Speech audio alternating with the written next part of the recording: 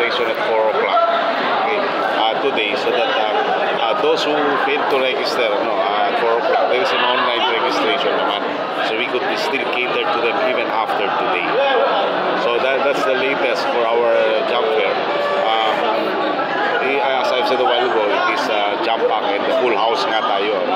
And maganda rin yung resulta kasi nagkaroon tayo ng mga more or less 100 na hired on the spots from these almost 10,000 vacancies. But of course, there were registrants na hindi nagpunta rito, hindi natuloy. Kasi 2 weeks before, meron na tayong online registration. Okay. But those who failed to, it doesn't mean kasi na those who failed to appear today to come to and have their interview, wala na po silang pag-asa. They can still contact yung mga employers na gusto nilang mapasukan, and that extended naman, it's only after today. Pwede pa naman, even after today. So walang deadline? Ito po bang judge fair ngayon, sir? Intended na ba sa Cagayan de Oro o the whole region? Yeah, actually this is one of the job sites. There are different job sites kasi ito happen. Meron sa Bukidnon, they started yesterday and today. We have also in Lanao del Norte, which is in Tubod, I think in Tubod, and then we have 2 in Misamis Occidental, in Oroquieta, and in this bridge connecting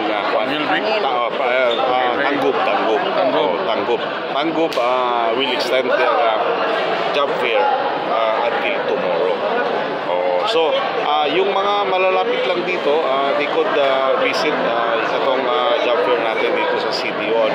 CDO kasi catering itong mga job applicants natin from Misamis Oriental, Camiguin, and of course, Cagayan de Oro. Ito ba yung job fair, sir? Every year ba ito?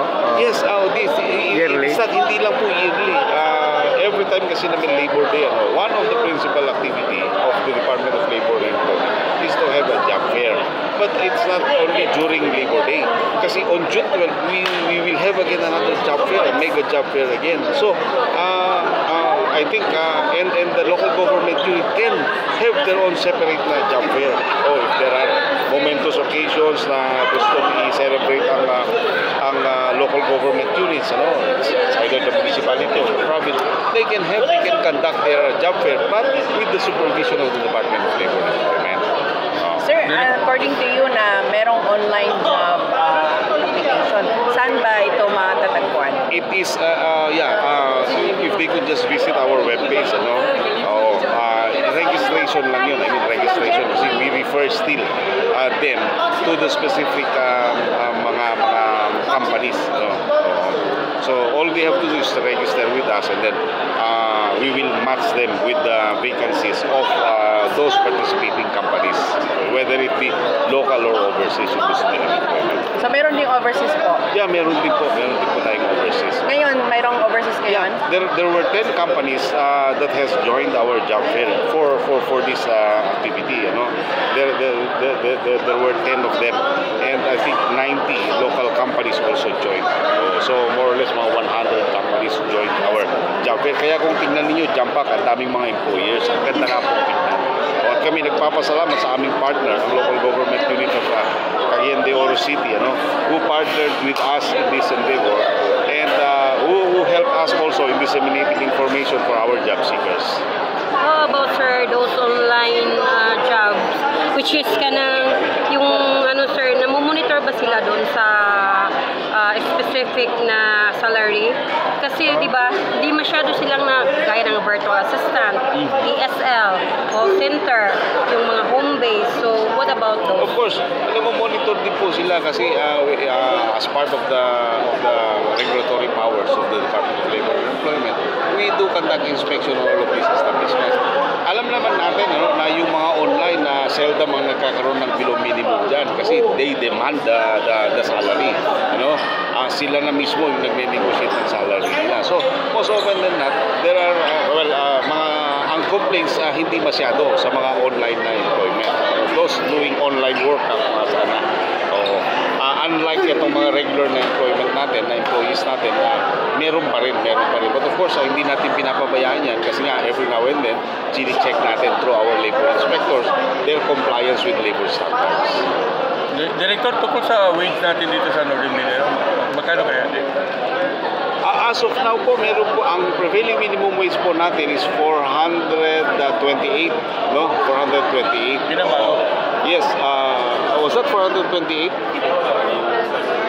Oh, 45 plus 23. Yeah, 428. Oh. And this coming July 1st, July 1st. meron pong additional na additional na increase. That is yung implementation ng second tranche nung na-approve po na wage order natin last January. So magbabali magiging 438 na yan by July 1st. Northern Mindanao. Yeah, sa Northern Mindanao. So, ano yun, mabubuhay na yung mga gawa natin? Ang point naman, ganito po kasi yan, kasi subjective kasi kung minsan, there are those who say na hindi mabubuhay. Pero, ang wage board kasi po, ini-study naman po namin yan, We get the sentiments of all concerned, of all sectors. We do public hearing, we do public consultation, and we deliberate. Okay, ang deliberation namin is based on the presentations of NEDA, of our GDP, etc., DTI, of the prevailing consumer price index, etc., and some other agencies, transport group ng DOTR, yung value or yung increase ng ng fuel natin. So those are the factors that were considered by the board in coming up with increases. Director, hindi kasali yung mga deduction doon? Yung mga SSA? Hindi pa po. Hindi kasali doon, ha? Opo. So, yun lang. Magkano yun? By July 1st, magiging 438 na po. But ang existing ngayon is 420. Maliban yung sa SSA Yeah, kasi deduction. ang previous dyan is 405 and there is an increase of 33 pesos. But this 33 pesos is broken down into two tranches. Yung first implementation is, I think it is 23, and then plus 10 na lang sa July 1st. Okay, sir. Lastly, what about sa Hingoog City? Nakikinig sa program namin sa 104.9 Real Bed Radio. So, message mo para sa Hingoog at saka sa...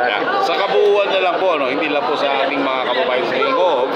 Unang-una kami nagpapasalamat po sa pribilehiyong binigay niyo sa amin na iparating po ang iba't ibang programa ng Department of Labor and Employment. And of course, we thank our friends from the media because of this. Nagkaroon ng wider expanse, reach ang namin, ang information dissemination namin. Okay. Of course, we are celebrating Labor Day, and usually ang connotation dyan because Labor Day, this is simply for the employees. No, it is not. It is both, Labor Day is both for employees and employees alike. Okay? Alam naman natin na ang Department of Labor and Employment, nasa gitna lang, binabalanse, ang hirap ng balansehin, ang interes ng mga manggagawa at ang interes ng mga namumuhunan. But of course, ang Department of Labor and Employment do not only cater to the needs, to the employment needs of our employees in the private sector, but also to the interest of the employer. Kaya nga sabi natin, binabalanse lang. Yun ang panayam ni Regional Director Attorney Erwin Aquino dito sa Labor, Cagayan de Oro, Region 10.